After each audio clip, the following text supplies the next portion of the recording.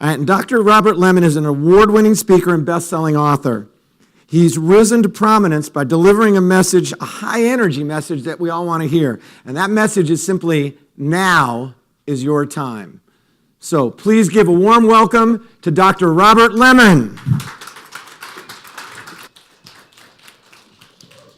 Good evening, everyone. I appreciate you waiting this time for now is your time. Look at the person next to you and say, now is your time. I just heard Linda do her presentation, and I was very impressed because she talked about now. Now is the time. If you're going to be successful, you have to make a decision, and that decision is first in your thinking. And for the most part, when I speak to agencies about success, leadership, time management, diversity, multicultural issues, I have 4 different audiences that I speak to all the time. Community Action Partnership for the last 2 years has allowed me to come in and speak to states, Alabama, South Carolina, Florida. I'm actually going to be with the executive director in Idaho in a couple of months, and I have about 5 more agencies I'm going to speak for.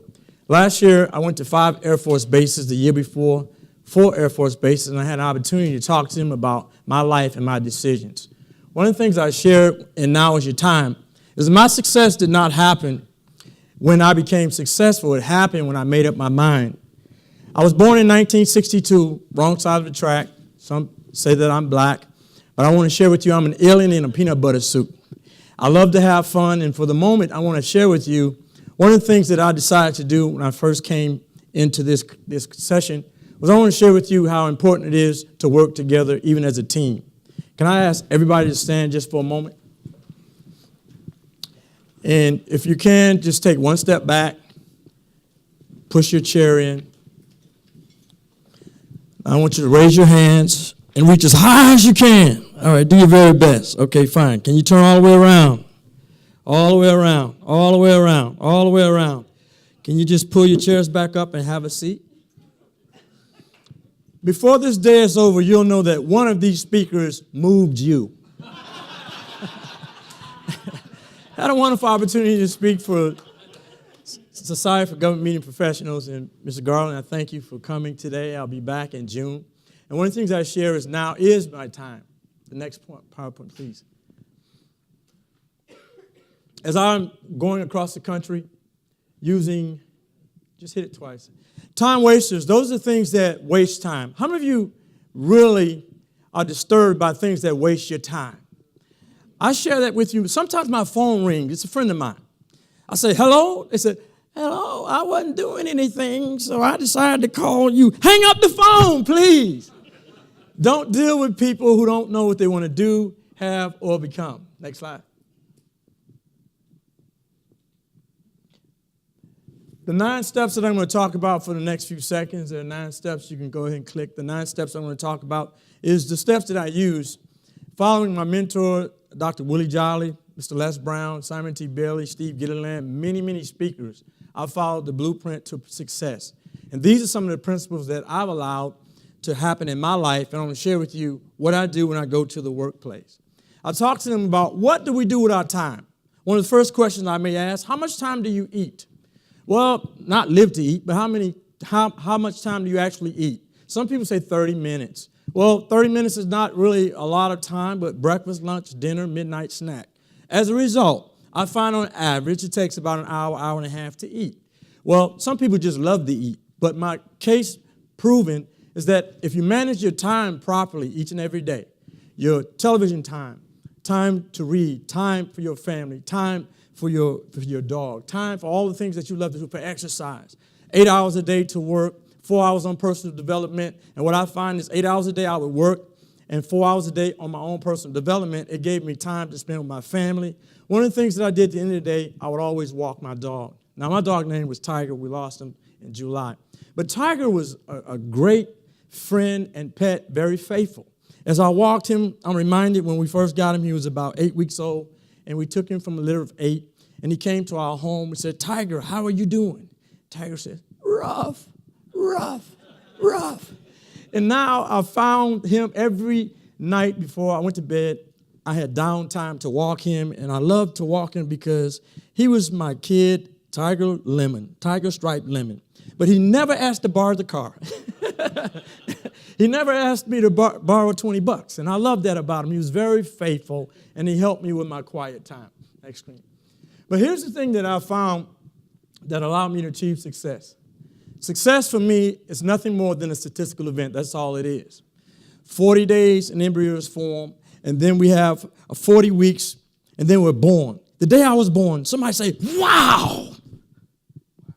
Say it backwards. Wow. Wow. What a wonderful experience. A good day to be alive. If you don't think it's a good day being alive, try one day without living. And you'll find success is about living. We were not born to work for a living, but live our making. And as a result, I started working with the post office about 29 years. And that's one of the most negative places I think we were told people go postal. But I found a way to be positive, even in that atmosphere. When people go postal, I found a way to calm attitudes. 4 years, United States Air Force from 80 to 84, 34 years, total service for government. And in 2013, I decided to be a full-time speaker.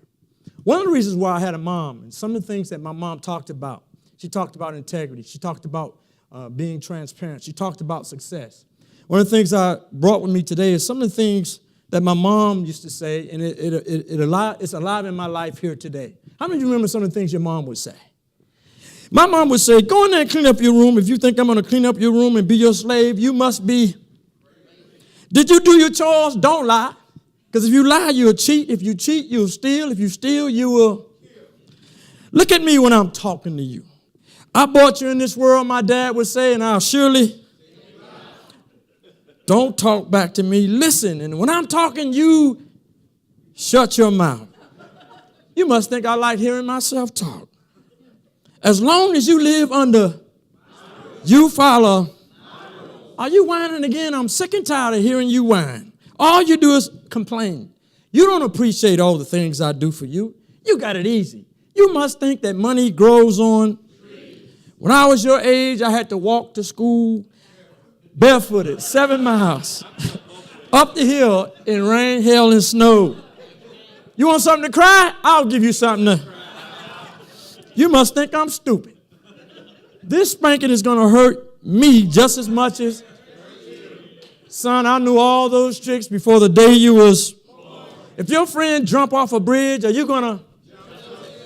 Go in the kitchen and eat your food. Eat all of it. Make sure you clean your plate. Do you know there are people in this world who are and don't have?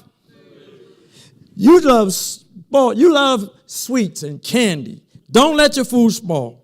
Go outside and play. Robert, stay out of those trees. Because if you fall out the trees and break both of your legs, don't. Now go in there and take a bath. Why? Because I said so. Grease your elbows. Put a little lotion on your face. Put on some clean in case you have to go. Don't lie to me, Robert. You wasn't telling me the truth. I wasn't born. I hope you listened to me the first time. I'm not going to repeat myself. You must think I like hearing myself. She told me, she said, someday you're going to thank me for it. And I hope when you grow up and you have children, your children grow up, that your children, when you get married, they learn to act just. How many of you grew up hearing these things? So I talk a lot about transformation, baby boomers, millennials, having mindsets that will forever change their lives. As a result, when I talk to corporations, I talk about what it was like to be born in 1962, what it's like now to speak in corporate America in 2018. You see, what I share is time to change mindsets and not change behaviors. Because if you try to change their behavior, they'll rebel and do the same thing wrong over and over again. But if you change their mindset, boomers have to deal with millennials, and you have to share with them why you're doing certain things you're doing, because it makes a big difference. Next slide, too. Success for me is nothing more than a statistical event. 18 different jobs, 18 different times before somebody becomes successful, they usually hit it big. By age 47, they failed 17 different times, don't hit it big until the 18th try. By age 56, most people become successful, especially as millionaires. Now, I'm going to share with you, I learned, as Linda was talking about, I'm a millionaire now. And I say that because in 1 year, 10 years, 50 years from now, I profess that I'm going to be a millionaire.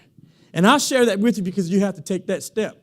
And those steps I talk about, the 9 steps to reach your full human potential, it's in my program, it's in my presentation. I talk a lot about diversity, multicultural, teamwork, making the dream work, project management, and to get people to perform at their highest level, you have to get them to believe. One of the things that I had as a challenge was I had my son Terrell, and I tell people don't be afraid to fail.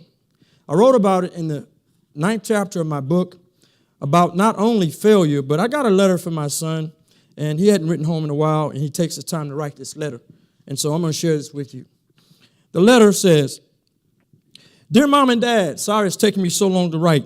I would have written home sooner, but my stationery was destroyed the day the demonstrators burned down the dormitories when Syracuse won the national championship in basketball. I'm out of the hospital now, so you should be happy to learn my eyesight should be back to normal sooner or later. Wonderful girl, Jill, well, she saved me from the fire. She kindly offered to share a studio apartment with me till the dorm is rebuilt. She comes from a good family, so you shouldn't be too surprised to learn we're going to get married. In fact, Mom and Dad, I know you've always wanted to have grandchildren.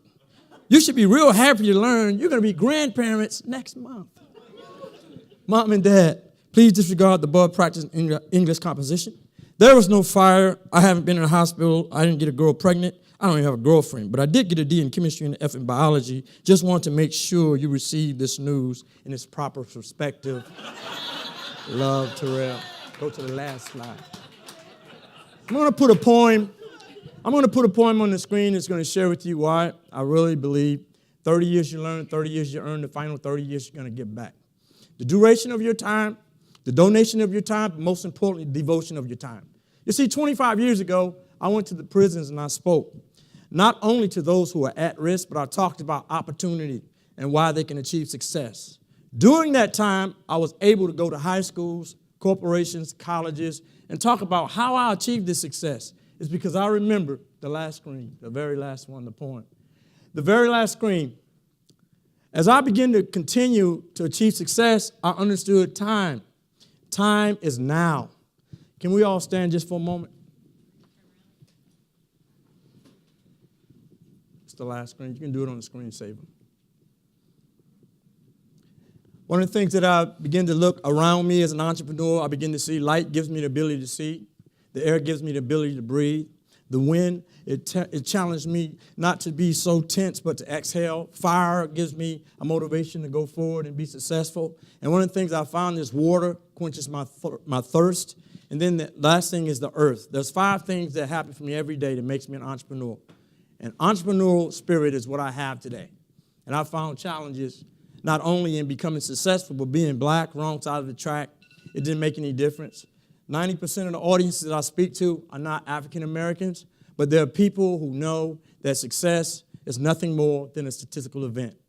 Not how did he die or how did she live, not what did he gain or what did he give. These are the measures to measure the worth of a man or a woman regardless of birth. Not what was their station or how's their heart, but how are you going to play your God-given part? Speaking in front of my mentor today, Dr. Jolly, I do appreciate him. I met Dr. Jolly at this speaker bureau.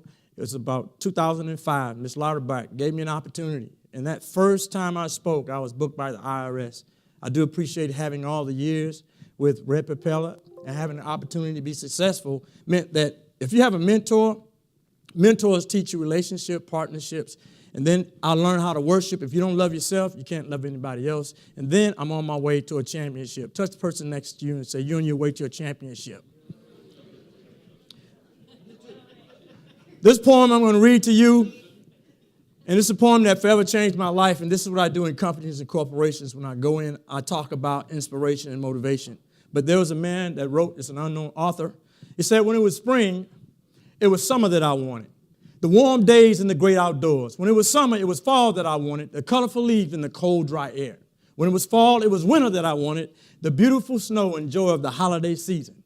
I was a child, but it was adulthood I wanted, to be mature and sophisticated. I was middle-aged, but it was 30 that I wanted, the youth and free spirit. I was retired, but it was middle-aged that I want, the presence of mind without limitation. My life is over, and I never got what I wanted. Now is your time. Can I get you to lift your hand one more time and reach as high as you can, as high as you can, as high as you can. Do your best. Do your best. Okay, now grab the hand of the person next to you. All right? Now I want you to hold their hand. I want you to hold their hand. Now I want you to hold your hand down. Hold your hand down. When you hold your hand down, you hold someone else's hand down. Now I want you to hold your hand high. When you hold your hand high, you lift somebody else's hand high. Now is your time to reach your full human potential. God bless you. God bless you. God bless you. Enjoy the rest of your day.